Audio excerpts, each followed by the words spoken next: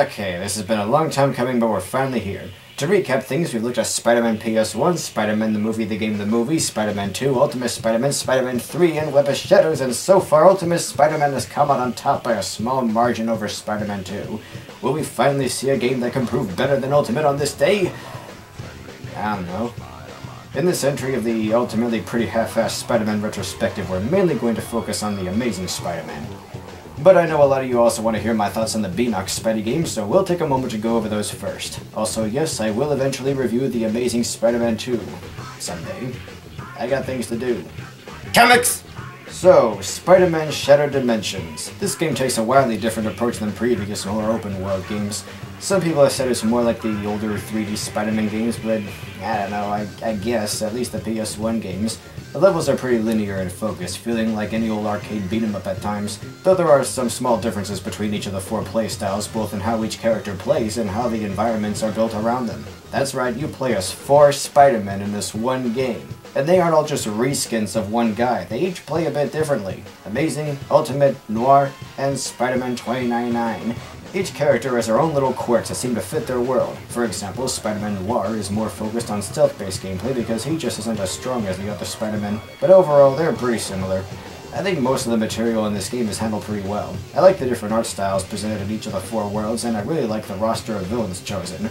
Well, for the most part. Spider-Man 2099 has the best roster in my opinion, focusing on villains who take advantage of the whole futuristic feel where they're more extensive than we're used to techno-wetsits. And Spider-Man Noir's villains are a close second because they fit that setting. They're mostly monstrous mobsters with distinguishing deformities that inspire their fear-inducing monikers. For the most part, aside from some liberties taken for this game, they don't really have superpowers or whatever. They're just really scary men who are a good foil for this Spider-Man, and a very unique take on villains you'd think they would have kept in a more contemporary Spider-Man universe that people are more familiar with and presumably would give them greater selling power. So yeah, these two get the best rosters of villains because they're appropriate for these respective worlds. Ultimate Spider-Man and Amazing Spider-Man though, I like Ultimate Electro and Ultimate Carnage, but I'm really confused by the inclusion of Deadpool in one of the Ultimate Spider-Man levels. Yeah, you may have noticed I left out the Ultimate part when mentioning Deadpool. That's because this is clearly the Deadpool we know from the main Marvel Universe. And it's Swinging Spider after a bad start, followed by Shaky Thumbs and Sweaty Controller. But what's this? Moving up fast on the outside, gonna fail this level! It's Swinging Spider, Shaky Thumbs, gonna fail this level, Sweaty Controller, it could be anybody's race here! As they come down the stretch, it looks like gonna fail! Ultimate Deadpool from the comics is a completely different character than in the cartoon, or the main Marvel Universe. He's extremely sadistic, even more cruel, and not that funny. I like the real Deadpool we see here more, I really do. But I think it was so dumb to include him here. I think he should have been one of the villain's amazing Spidey fights in his stages. I mean, Juggernaut? Really? I understand if it sounds like I'm nitpicking by placing so much importance on the villains, but you have to understand that I'm only doing that because, well, that's what this game is all about. You swing, punch, and kick your way from point A to point B, take down like 50 goons on the way, beat the boss at the end, and rinse and repeat about a dozen times. The whole game is built around this simple concept, and for the most part, I think they pulled it off pretty well. I like that they don't totally play it safe and try to squeeze all the best villains into any one real Spider-Man's boss lineup that would outshine the rest, kind of defeating the novelty of so many Spider-Men fighting so many villains in one game, but some of their choices are just confusing and kinda lacking. But anyway, this is a pretty cool game. It has a lot going on for such a deceptively basic take on Spider-Man's gameplay. And yeah, I like it. I just think it could have been a bit better. But you could say that about most games. Point is, they tried something different, and it turned out pretty swell. The story is nothing to write home about, but the music, voice acting, visuals, and all that stuff are pretty well done. But anyway, let's face it, this is the kind of game you mainly play for the fan service. And there's nothing wrong with something like that once in a while. The next game, Edge of Time, isn't nearly as inspired from what I've seen, though. Notice how I worded that? Yeah, I haven't even played this game, so I don't really have much to say about it. That said, from what I've seen, there are some things about it that I think are really cool, but such things are hopelessly buried in otherwise underwhelming muck. It's decent, it's not a broken game or anything, it's just average. But that doesn't make it good, you know? Shattered Dimensions was good. This is just okay, and if you want to try it, go ahead, but I wouldn't advise it. The closest I ever got to playing this came a year or so ago. My little bro got me a used copy of the Wii version, and as if this game wasn't unimpressive already. I didn't play it. I never even took it out of the box. In fact, I returned it. My brother was okay with it, though. Turns out he just confused us with shared dimensions and... Love you, bro! Time for the main course. Following their so far solid track record, it's time to see if the Beanox boys have what it takes to tackle a real open-world Spider-Man game. This game was promised to bring back the feel of Spider-Man 2 and add a shitload of cool new twists to it. Did it do that? Yeah, kinda. Look at this! You finally get to swing all around New York again in an open-world adventure! Okay, so it's like Spider-Man 2. But look at this! We've also got levels with a point A and point B and lots of mooks to beat up on the way! So it's kind of like the older Spider-Man games. Cool. But look at this! We also have a new combat system that's just like Batman! Wow, neat. So it's got all these gameplay elements mixed together in what looks like the biggest Spider-Man game yet. Let's see how it plays. Well, there's swinging, but to be honest, I don't really know what to make of it. Open world swinging is back, but it's very simplified. In fact, it feels just like swinging in these other games, which was fine then because the levels were built around such mechanics. But here the swinging doesn't evolve much to accommodate the larger environment like it should. Now we have what people have come to know as cloud swinging, which sure has been a little bit of an issue in some past games like Web of Shadows, but this game does that like the entire time. And yeah, this is kinda how the early 3D Spider-Man games worked, but we've evolved past that. Or so I'd like to think. Gone are the intricacies that made Spider-Man 2 so revolutionary. Now you can just hold down one button and keep swinging endlessly. It feels almost like Spidey is on autopilot sometimes. I'm so starved for player input that I'll actually let go, sometimes letting myself fall great distances and swinging again to get some more fun out of this mechanic and make it feel more complex and layered than it is. But in the end, I'm not fooling anyone but myself. Rarely did I find myself slamming into a wall or touching the ground because the game just doesn't want me to. It doesn't allow you to make mistakes, it holds your hand. And I know some people will think it's just streamlined and more efficient this way, but there needs to be room for error. You need to be able to mess up, because then you know you've got true skill when you don't. Running up walls and other such things feel really smooth and seamless, but again, make the game feel just a tad more automated than I'd like. I know it's not really automated, but it feels like it is sometimes. There's a new web rush mechanic that I actually think is pretty cool. It is a bit game-breaking, but I only use it to nab collectibles, or as a last resort to get myself out of a jam, because I feel it breaks the flow the game's trying so hard to create otherwise. What bothers me most of all about the city, though, is just how small it feels. Oh, it's pretty big in a literal sense, but it's small in the sense that it feels insignificant because you don't actually spend a lot of time out here, unless you're just meandering around doing the same side quest dozens of times. The city is just a hub world that connects the actual levels together, like the adventure fields in other hub worlds in Sonic games. You beat a more linear, self-contained stage, swing around for a little while, then go to the next linear, self-contained stage. It's better than just having a bunch of low-time string of levels together, but still, it bothers me how little focus the actual city has. Frankly, it's a little mundane, which should not be the case for any Spider-Man game. This should be the most fun part of the game. But unfortunately, this isn't some return to form for the web slinger. It was marketed that way, that's what we all wanted it to be, but it's just not. Now though, let's talk about the indoor gameplay.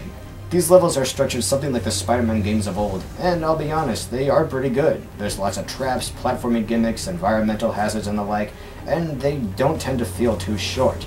In fact, a couple of them drag on quite a bit. Not all of them are really memorable though. A lot of them just tend to blend together, with only a few really standing out to me as something downright cool or special. They aren't bad, they're just kind of formulaic. I love indoor swinging because, surprisingly, I actually feel like I have a bit more control over this than outdoor swinging, despite it seeming so automated. Just a really efficient way to get around in smaller spaces quickly. The web rush mechanic is a bit more useful in tight quarters since there are more things to grab onto, so you could say that these areas are built around that to show it off. However, you don't even really need it. You can just zip around with no idea where you're going to get out of a jam. Got too many mooks beating you up? Well, just press the easy button to teleport yourself to safety. I admit, I found myself using this a lot, but only because the way they handle your health in this game is stupid.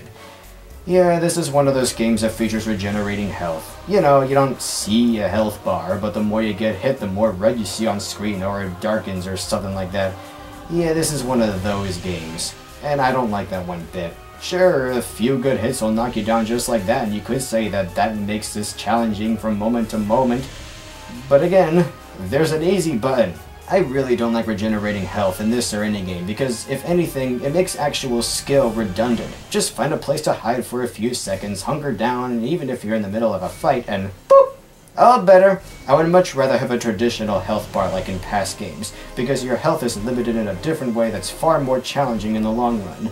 I will concede, though, that it's appropriate for this game, in a really weird way. Fights with mooks, especially gruesomely mutated ones, are meant to be over fast, like a game of rock, paper, scissors. It's all about who gets a jump on who. What'll happen first? You gonna web him up, or is he gonna bite your nuts off? This is another one of those things you could say is efficient or streamlined, but it just makes the game feel more robotic to me. I like that as Spidey gets into more scuffles, you see wear and tear on his suit, and even injuries. Why couldn't they simply make that something that happens as a health bar gets drained? I know it sounds like I'm nitpicking over something small, but it's not. With things like the easy button, web rushing, and all that stuff, this whole game is built around regenerating health. And that just makes me see it as a huge flaw with the game in general. I guess it's just me though. The actual combat is alright. Again, it's basically the same as in the Batman Arkham games, but I like that you now have to web up stronger enemies to keep them down, kinda like in Ultimate Spider-Man. Unless there's like 20 guys all clawing you at the same time, and you don't have enough elbow room to web up even one of them! Yeah, the biggest flaw with this idea is that it isn't even about hitting a guy until he falls over or something. You need to build up a combo in order to use your webbing on anybody, which is a bigger hassle than it sounds. Thankfully, you can get certain upgrades that lower the required hit combo, allowing you to dispatch baddies much quicker. It's still a pain though. Some of the fights you get into are just cheap. As for the actual fighting, making contact with an enemy is probably the most underwhelming part. Rather than that classic crunching feeling or slicing through them like a scalpel as I've described fighting in past games, here it feels more like I'm giving the baddies a paper cut. Yeah. As for boss fights, well, there aren't that many of them. Sure, you got these giant Oscorp robots, and those are some of the best moments in the game. But then you got a bunch of glorified mooks that for the most part, aside from one or two tricks of their own, feel and play the same. They can hardly be called bosses. The final boss in particular is quite underwhelming, even though it shouldn't be. Again, it's just pretty formulaic. Yeah, that's the right word for this game. I don't use that word for a lot of games, but it seems fitting here. It's weird that a game that does so many different things and does them so differently than other Spider-Man games still feels like one of the most formulaic Spidey games I've played yet.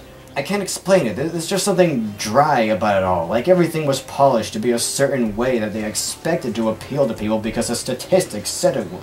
It does everything right for the most part, but it still bothers me for some reason. Even the presentation is like that. The music is okay, but the only reason I remember any of it is because there's like 3 tracks that they play in almost every stage at least once.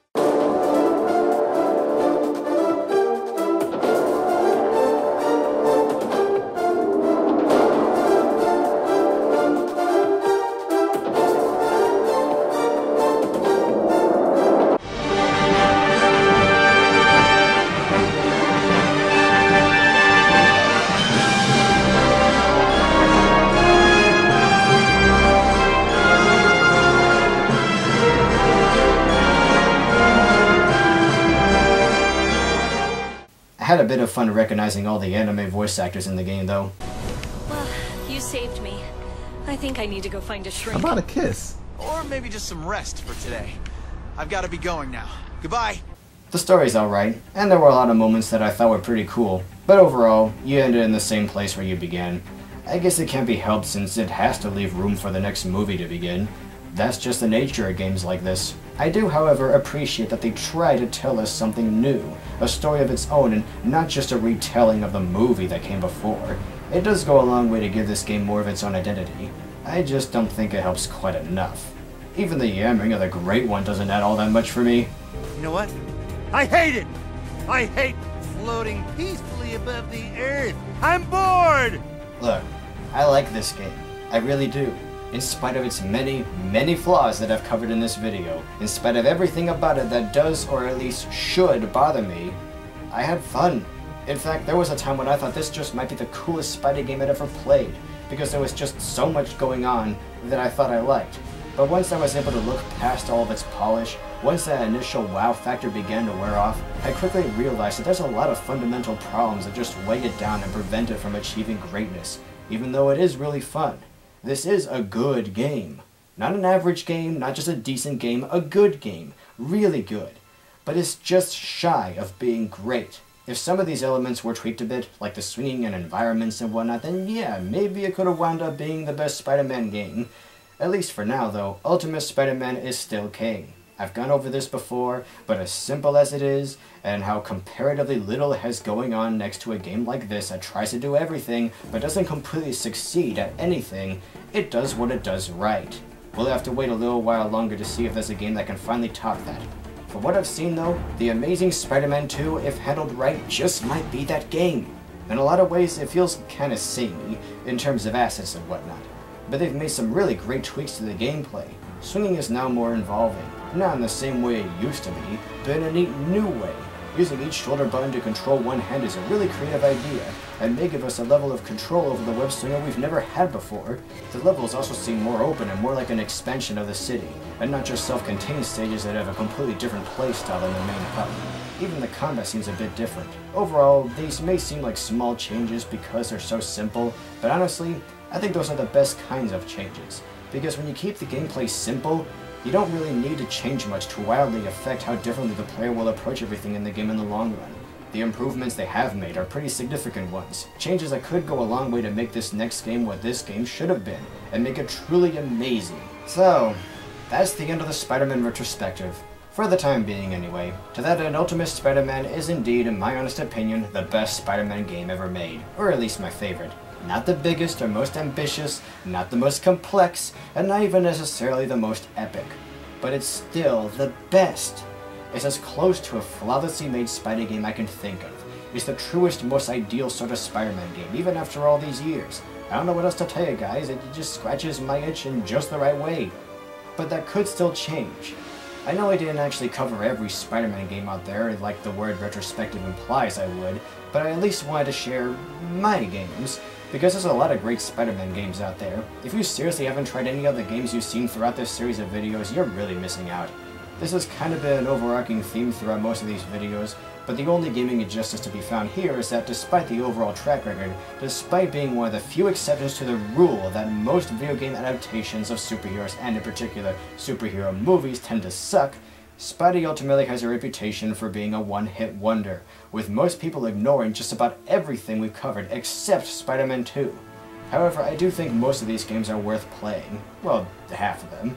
Even this game gets thrown under the bus simply because it fails to be another Spider-Man 2, but despite my own reservations, I still think it's a good game. However, the next game just might be truly great, and I'll be sure to pick it up, because I just can't get me enough Spider-Man games.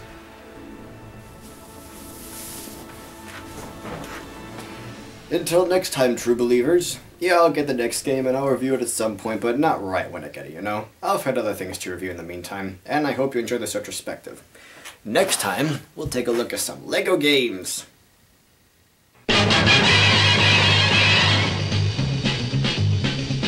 Spider-Man, Spider-Man, does whatever a spider can. Spins a web any size, catches thieves just like flies. Look out, here comes the Spider-Man. Is he strong? Listen, bud, he's got radioactive blood. Can he swing from a thread? Take a look overhead. Hey there goes the Spider-Man.